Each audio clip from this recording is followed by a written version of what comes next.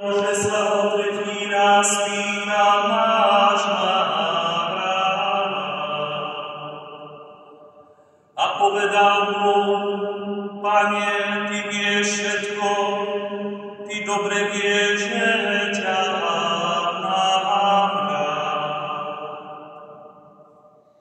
Ježiš mu povedal, Pás moje ovce.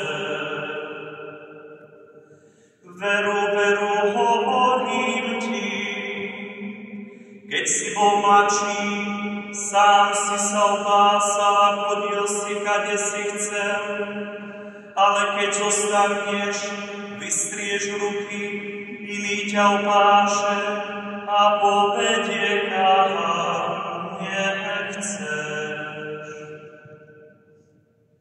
To povedal, aby naznačil, akou smrťou oslávili Boha.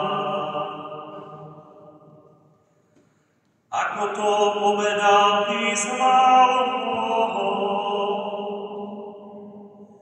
poď za mnou.